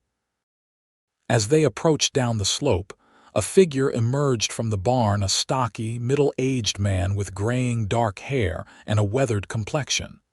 He shaded his eyes against the late afternoon sun, watching their approach with evident curiosity. "Juan Vasquez," Kieran identified him. "Good man. Worked for your uncle for nearly 15 years. When they reached the yard, Juan stepped forward to meet them, recognition dawning on his face as he saw Kieran. "Señor Quade," he greeted, then his gaze shifted questioningly to Eleanor. "Juan," Kieran replied with a nod of respect. "This is Miss Eleanor Adams, Sam Bennett's niece from Boston. She's come to claim her inheritance." Juan's weathered face broke into a warm smile as he removed his hat. "Miss Adams, we have been expecting you since the lawyer's letter came. Welcome to your home." A plump, pleasant-faced woman hurried from the adobe house, wiping her hands on her apron. "Juan, who is it?" "Maria, it is Señor Bennett's niece," Juan called to his wife. "She has arrived from the east." Maria's face lit up as she approached, her welcome as warm as her husband's. "Miss Adams."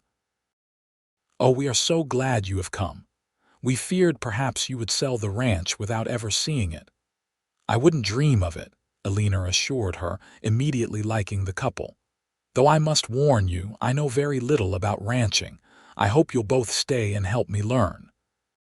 The relief on their faces was evident. Clearly, they had worried about their future once the property changed hands. "Of course, Señorita," Juan said immediately. "This has been our home for many years. We would be honored to continue working for you as we did for your uncle." While Juan helped Kieran unhitch the team and see to the horses, Maria insisted on showing Eleanor the cabin despite the lateness of the hour. "You must see your new home," she declared, gently guiding Eleanor toward the main structure. The cabin was simple but solid, just as Kieran had described, two main rooms with a large stone fireplace separating them. The front room served as kitchen and living area, with a sturdy table, several chairs, and a small sofa positioned near the hearth. The back room was a bedroom, furnished with a brass bed, chest of drawers, and small writing desk near the window. Everything was spotlessly clean, with fresh curtains at the windows and a colorful woven rug on the plank floor.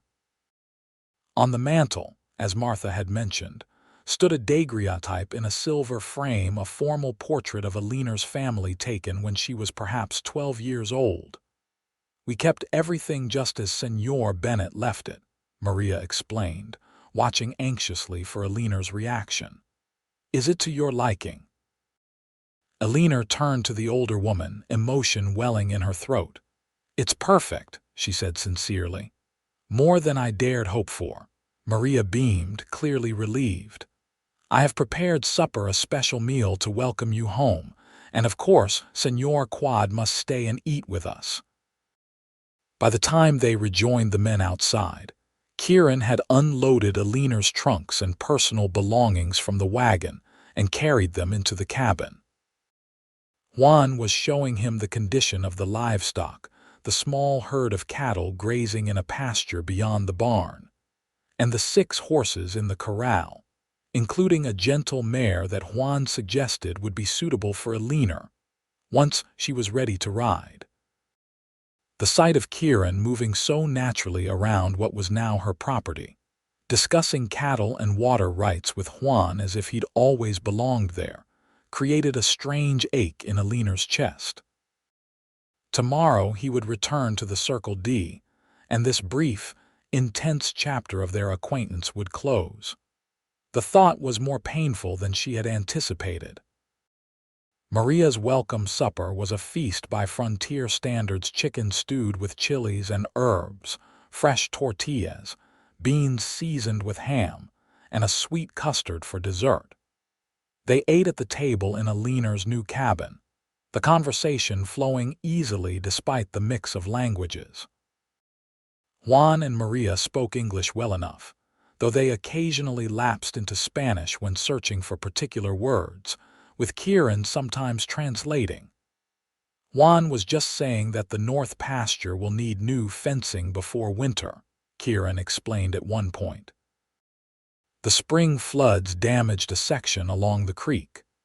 Eleanor nodded, trying to absorb all the information about her new property. Make a list of everything that needs attention, please, Juan. I want to understand the condition of the ranch fully. As the meal concluded, Maria tactfully suggested showing Eleanor where linens and other household necessities were stored, leaving Kieran and Juan to discuss more ranch business over coffee. "You are fortunate to have Senor Quade's help," Maria commented as they examined the contents of a cedar chest filled with clean bedding. "He is well respected in these parts, knows ranching better than most who have been here twice as long." "Yes, I've been incredibly fortunate that he came along when he did," Eleanor agreed, remembering their chance meeting that now seemed providential rather than random. Maria gave her a knowing look. "And he is not married, you know. Many local girls have tried to catch his eye, but he has always been—" She searched for the word, "reservado, private." Eleanor felt her cheeks warm at the implication. "We're merely acquaintances, Maria. He helped me when I was injured, nothing more." The older woman smiled but said nothing further, though her expression suggested she had her own thoughts on the matter. When they returned to the main room, Kieran stood, his hat in his hands. "It's getting late," he said. "I should head back to the Circle D. Donovan will be wondering what's kept me." Eleanor felt a surge of disappointment despite knowing this moment had been inevitable. "Of course, you've already done far more than could be expected." Juan and Maria exchanged glances before Juan cleared his throat. "It is very dark already, Senor Quade. Perhaps you should wait until morning to return. The bunkhouse has a clean bed, or you could stay in the cabin." Kieran hesitated, his eyes meeting Eleanor's briefly. "I wouldn't want to impose further." "It's not an imposition," Eleanor said quickly, perhaps too quickly.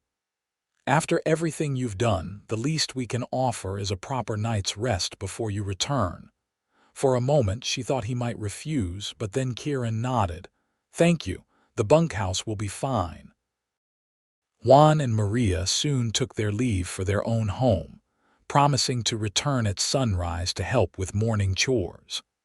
As the door closed behind them, Eleanor found herself alone with Kieran for the first time since their arrival at the ranch. An awkward silence fell between them, as if both suddenly realized the unusual nature of their brief, yet intense acquaintance. They were no longer travelers thrown together by circumstance, but a man and woman alone in her home, governed by social conventions that seemed simultaneously important and irrelevant after what they'd shared. "Would you like more coffee?" Eleanor finally asked, gesturing to the pot on the stove. "Thank you," Kieran replied, setting his hat aside and returning to the table. As Eleanor poured the coffee, she struggled to find words adequate to express her gratitude for all he had done. "Kieran," she began, setting his cup before him and taking the seat opposite, "I don't know how to properly thank you for everything, if you hadn't come along when you did." "But I did," he said simply, his blue eyes holding hers across the table.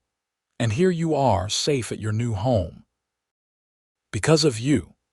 Kieran shook his head slightly. "You would have found a way. I've rarely met anyone with your determination, Eleanor. You were driving a wagon with a broken arm when I found you. Most men would have given up at that point." "Perhaps," Eleanor conceded, "but the fact remains that your help has been invaluable." She paused, gathering her courage. "And I find myself reluctant to see our acquaintance end." Something flickered in Kieran's eyes, surprise perhaps, or hope. "As neighbors, we're bound to cross paths," he said carefully. "Is that all we are, neighbors?" The directness of her question seemed to startle him. For a long moment, Kieran simply looked at her, his expression unreadable. Then, with deliberate care, he reached across the table and took her hand in his. "Eleanor," he said, his voice low and serious, "in the span of 3 days, you've come to mean more to me than anyone has in a very long time. But you're just beginning a new life here, and I don't want to complicate things for you before you've even had a chance to find your footing." The warmth of his calloused hand around hers sent a thrill through Eleanor that she couldn't have anticipated. "What if I want complications?" she asked softly. A smile tugged at the corner of Kieran's mouth. "Then I'd say you're even braver than I thought." Their gazes held across the table, something unspoken yet profound passing between them. Slowly, giving her every opportunity to withdraw, Kieran raised her hand to his lips and pressed a gentle kiss to her knuckles. The simple gesture held such tenderness that Eleanor felt her breath catch. Here was a man who had faced bandits without flinching, who had survived war and the harsh realities of frontier life, yet could still convey such gentleness in a single touch. "It's getting late," Kieran said finally, reluctantly releasing her hand. "You should rest. It's been a long journey." Eleanor nodded, knowing he was right but unwilling to end this moment between them. "Will I see you before you leave in the morning? Count on it," Kieran promised, rising from the table. "I wouldn't leave without saying goodbye properly." As he collected his hat and prepared to depart for the bunkhouse, Eleanor followed him to the door. There, he turned to face her once more, his expression serious yet tender. "Good night, Eleanor," he said softly, reaching out to brush a stray lock of hair from her cheek, his fingers lingering against her skin. "Good night, Kieran," she replied, her voice barely above a whisper. For a heartbeat, it seemed he might say more or perhaps lean down to kiss her properly. Instead, with visible restraint, he stepped back, tipped his hat, and disappeared into the darkness. Eleanor closed the door behind him, leaning against it as her heart raced with emotions she hadn't experienced in years, not since the early days of her courtship with her late husband. Yet this was different somehow, more intense, as if the extraordinary circumstances of their meeting had compressed weeks of normal acquaintance into mere days. As she prepared for bed in what was now her room, Eleanor found herself wondering what the morning would bring. Kieran would return to the Circle D, she knew, but now she had reason to hope that wouldn't be the end of their connection.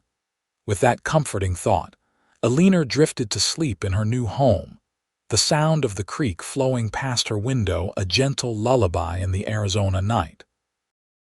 Morning arrived with the soft glow of dawn filtering through the cabin's east-facing windows, and the distant sounds of activity from the barn, Juan, already at work with the livestock. Eleanor dressed quickly, eager to begin her first full day at the ranch, and, she admitted to herself, equally eager to see Kieran once more before he departed. She found Maria in the kitchen, preparing breakfast with the ease of long familiarity in the space. "Good morning, Señorita," the older woman greeted warmly. "Did you sleep well in your new home?" "Wonderfully," Eleanor replied truthfully. "It already feels more like home than I expected." Maria beamed with pleasure at this. "Your uncle would be so happy to know you feel this way. He always hoped family would continue his work here." As they prepared the morning meal together, Eleanor inquired about the routine of the ranch, determined to learn as much as possible as quickly as possible. Maria patiently explained their daily schedule, from the early morning feeding and watering of livestock to the seasonal tasks that kept the small ranch functioning efficiently. "Juan has taught our sons the ranching life, but they have their own families now in Tucson," Maria explained. "They visit when they can, especially at roundup time when more hands are needed." Eleanor was relieved to learn that additional help was available for the most labor-intensive tasks, given her current disability and inexperience. And what about other neighbors? Are they willing to assist when needed? Oh yes, Maria assured her. That is the way here. Everyone helps everyone or none of us would survive. The Circle D has always been good to us. Senor Donovan sends men for roundup and branding, and in return, Juan helps repair their fences or search for strays when needed. The mention of the Circle D inevitably brought Kieran to mind. And Mr. Quade, has he been with the Circle D long? 5 years, perhaps? Maria considered. He came first as a regular hand, but Senor Donovan recognized his worth quickly, made him foreman within a year, much to the surprise of those who had been there longer. I can understand why, Eleanor commented, remembering Kieran's quiet competence and natural leadership during their journey. Maria gave her a knowing look. He is a good man, Miss Eleanor. The best kind, one who does what is right without expectation of reward or recognition. Before Eleanor could respond, the door opened, and the subject of their conversation entered, removing his hat as he crossed the threshold. Kieran had clearly been up for hours. His clothes were dusty from work, and he smelled of horses and the morning air. "Good morning," he greeted, his eyes finding Eleanor's immediately. "Juan mentioned the pump at the corral needs repair. I took a look. Shouldn't be difficult to fix before I head back." "You don't need to do that," Eleanor protested, though she was secretly pleased by any reason for him to delay his departure. "It's no trouble," Kieran assured her, accepting the cup of coffee Maria offered. "Shouldn't take more than an hour." Breakfast was a lively affair, with Juan joining them to discuss the day's tasks and provide a more detailed assessment of the ranch's condition. To Eleanor's relief, while there were certainly matters requiring attention, nothing seemed urgently critical.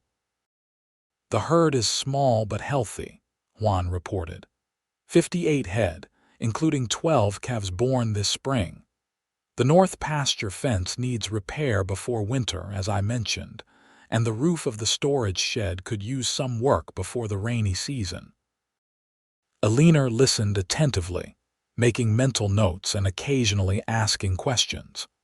She was determined to understand every aspect of her new property, however daunting the learning curve might be.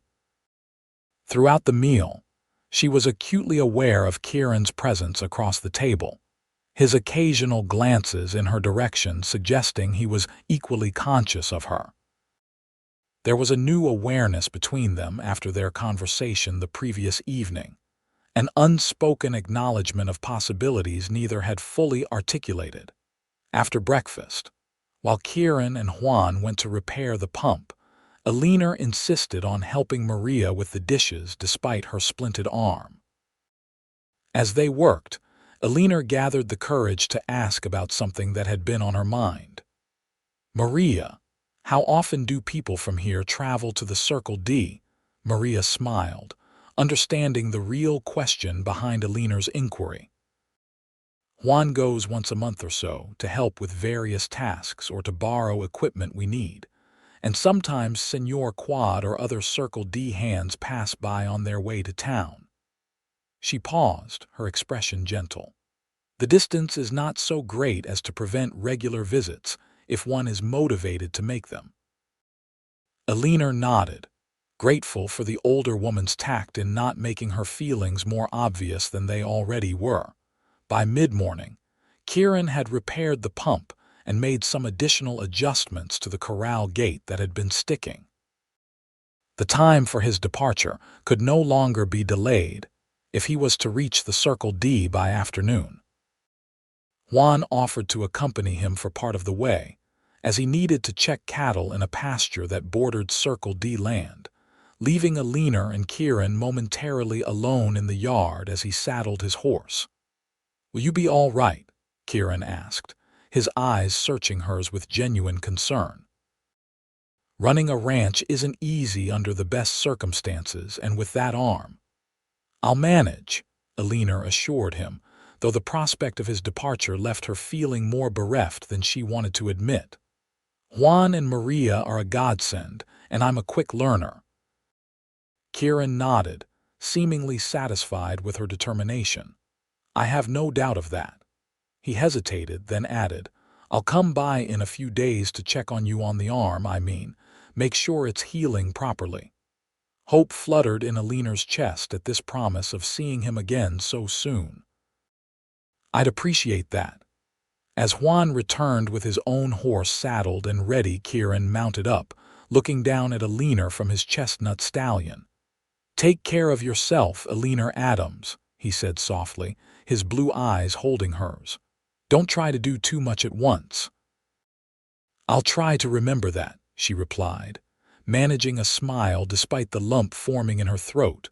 With a final tip of his hat, Kieran turned his horse and rode out of the yard, Juan following behind.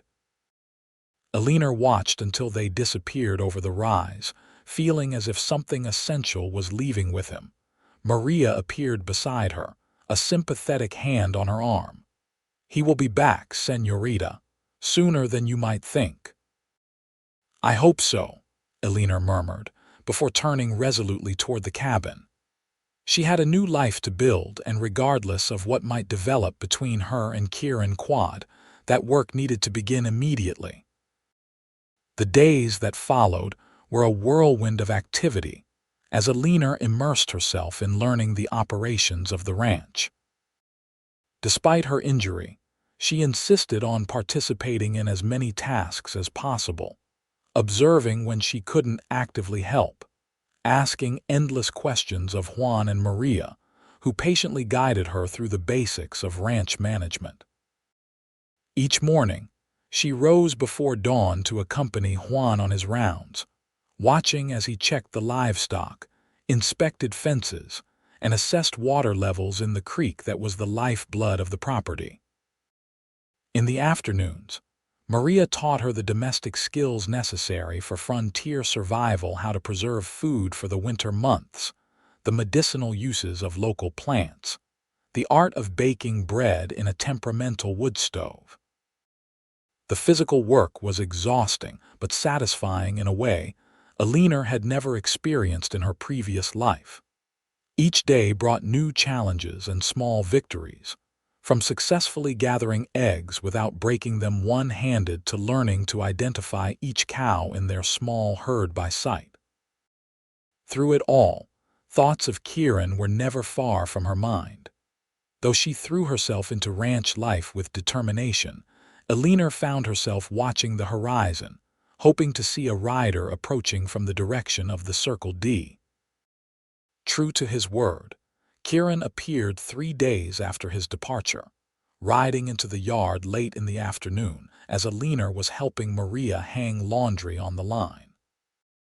"Miss Adams," he greeted formally, tipping his hat as he dismounted, though his eyes conveyed a warmth that belied the propriety of his address. "Thought I'd check on that arm, as promised." Eleanor couldn't suppress her smile at seeing him again. "Mr. Quade, what a pleasant surprise." Maria, displaying remarkable tact, suddenly remembered urgent business in the cabin, leaving them alone in the yard. "How are you settling in?" Kieran asked, leading his horse to the water trough. "Better than I expected," Eleanor replied honestly. "Juan and Maria have been wonderful teachers, and I'm learning something new every hour, it seems. And the arm, healing well, I think. The pain is much less now." Kieran nodded approvingly. "May I?" he asked, gesturing toward the splint. At Eleanor's nod, he gently examined her arm, his touch professional but still sending shivers through her that had nothing to do with pain. "Looks good," he pronounced, rewrapping the bandages.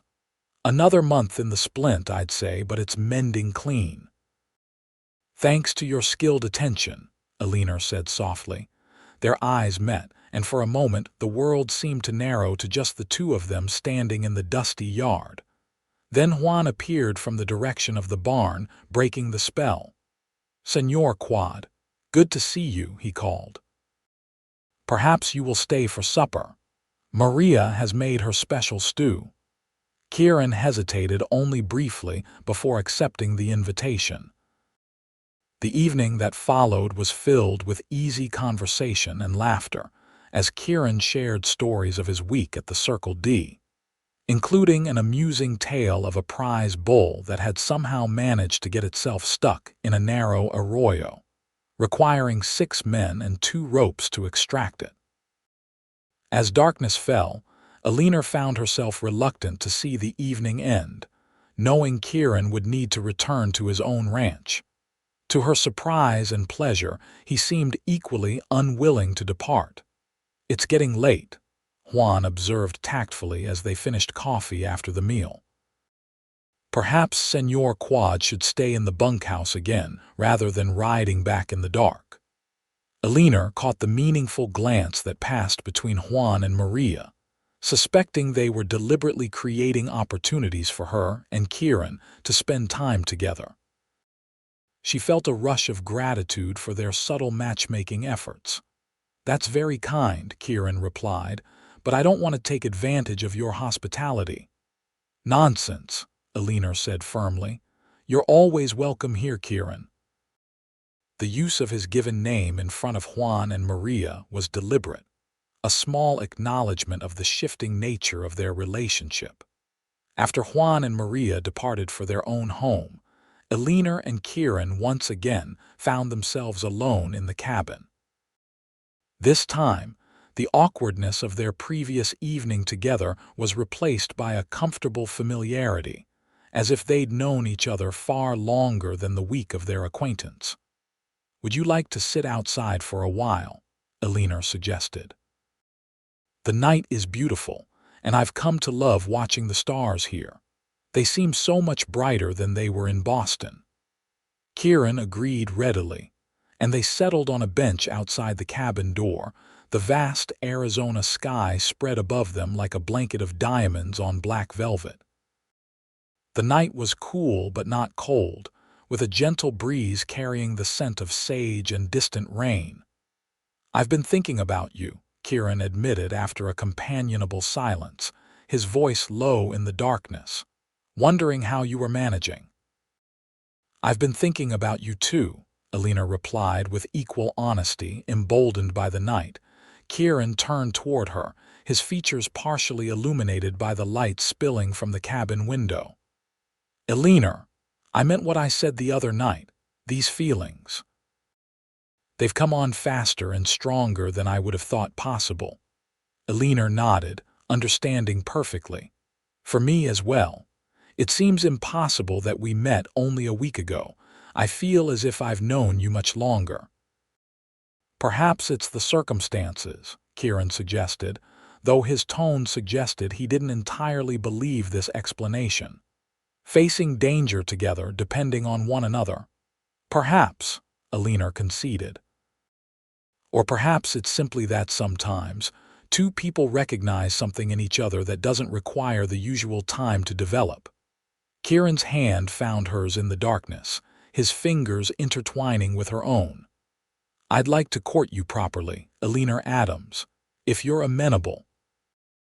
Joy bloomed in Eleanor's chest at his formal declaration of intent. "I'm very amenable, Kieran Quade." In the silver moonlight, Kieran's smile was breathtaking. Slowly, giving her every opportunity to withdraw, he leaned forward until his lips met hers in a kiss that was gentle yet filled with promise. Eleanor responded without hesitation, her good hand rising to rest against his cheek as the kiss deepened. When they finally parted, Kieran rested his forehead against hers, his breath warm on her face. "I should go," he murmured, "before I forget myself entirely." Eleanor nodded reluctantly, knowing he was right.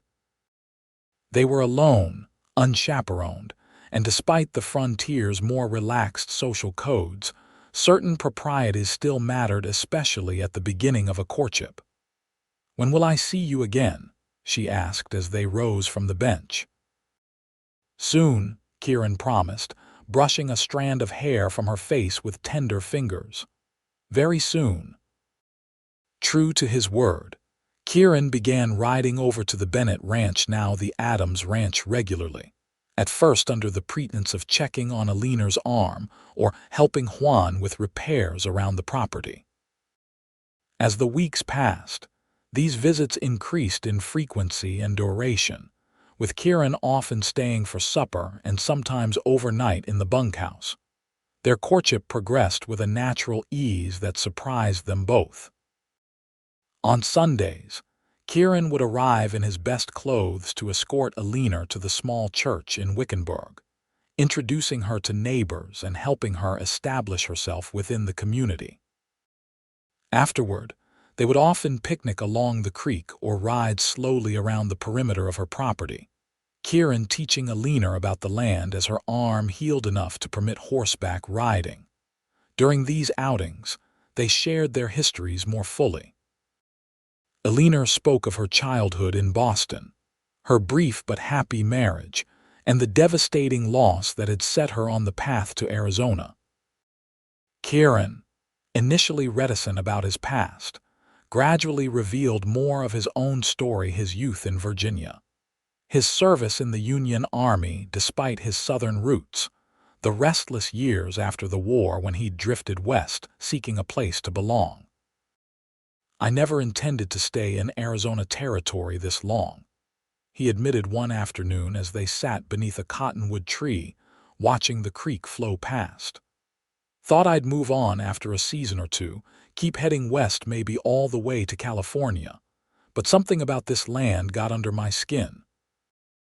Harsh as it is, it felt like a place where a man could start fresh, leave the past behind." "And have you?" Eleanor asked gently. "Left the past behind?"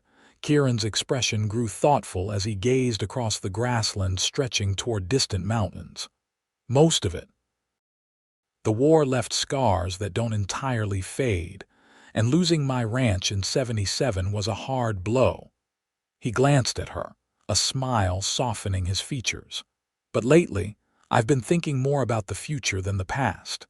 The implication in his words sent a warm thrill through Eleanor. Though he had not yet spoken of marriage directly, the direction of their relationship seemed increasingly clear to both of them. By late October, 6 weeks after their first meeting, Eleanor's arm had healed enough for Kieran to remove the splint, though he cautioned her to be gentle with it for another month. The ranch was running smoothly under her direction, with Juan and Maria's guidance proving invaluable as she learned the complex rhythms of the agricultural year. On a crisp autumn evening with the first chill of winter in the air, Kieran arrived at the ranch earlier than usual, dressed in his best clothes and clearly nervous about something. He found Eleanor in the garden behind the cabin, harvesting the last of the season's vegetables before the impending frost. "You're early," she observed with pleasure, rising to greet him with soil-stained hands. "And dressed for church, though it's only Thursday." Kieran removed his hat, turning it nervously in his hands. "I spoke with Donovan today," he said without preamble, "about my position at the Circle D." Eleanor's heart stuttered. "Are you leaving?" The thought of Kieran departing the area filled her with sudden dread. "No," he reassured her quickly. "Just the opposite, in fact. I've asked him to consider promoting one of the other hands to foreman." Confusion furrowed Eleanor's brow. "But why? You love that position." Kieran took a deep breath, visibly gathering his courage. "Because if certain hopes of mine are realized, I'd need more flexible arrangements. I thought perhaps we might consider merging operations." "Merging?" Eleanor began, then understanding dawned. "Kieran, are you proposing?" A flush colored his tanned cheeks. "Not very eloquently, it seems." He stepped closer, taking her hands despite the garden dirt that clung to them. "Eleanor Adams, these past weeks have been the happiest of my life. I've fallen in love with you, your courage, your determination, your kind heart. If you feel the same, I'd be honored if you'd consent to be my wife." Joy surged through Eleanor, so intense it was almost painful. "Yes," she said simply, tears of happiness welling in her eyes. "Yes, Kieran, I'll marry you." His smile was radiant as he pulled her into his arms, kissing her with a passion that had grown steadily during their courtship. When they finally parted, both breathless, Kieran reached into his pocket and withdrew a small velvet pouch. "I know it's not what you might have had in Boston," he said apologetically, opening the pouch to reveal a simple gold band set with a small, perfect sapphire. "But when I saw it in the jeweler's case in Prescott last week, it reminded me of your eyes." "It's beautiful," Eleanor whispered as he slipped it onto her finger. "Perfect." That evening, when Juan and Maria learned of their engagement, the celebration was joyous. Maria produced a bottle of wine she'd been saving for a special occasion, and toasts were made to the future of the combined ranches. "My Tio would be very happy," Maria declared, wiping tears from her eyes. "He always hoped the ranch would remain in good hands." "We'll do our best to honor his legacy," Kieran promised, his arm around Eleanor's waist. The weeks that followed were a whirlwind of activity as they prepared both for their wedding and for the practical aspects of merging their lives. Kieran began spending more time at the Adams ranch, helping to implement improvements he and Eleanor had discussed and gradually moving his belongings from the Circle D bunkhouse to what would soon be their shared home. James Donovan, Kieran's employer, proved supportive of their plans, offering to purchase Kieran's small stake in the Circle D herd at a generous price to provide additional capital for the newlyweds' operations. He also promised continued cooperation between the ranches, recognizing the practical benefits of neighbors working together in the challenging frontier environment. Their wedding took place in early December, a simple ceremony in the Wickenburg church, followed by a celebration at the ranch that drew neighbors from miles around. Eleanor wore a dress of deep blue silk ordered from a shop in Prescott, with Maria's lace mantilla serving as both veil and something borrowed. As the new Mrs. Quade danced with her husband under stars bright as diamonds in the clear winter sky, Eleanor reflected on the extraordinary journey that had brought her to this moment.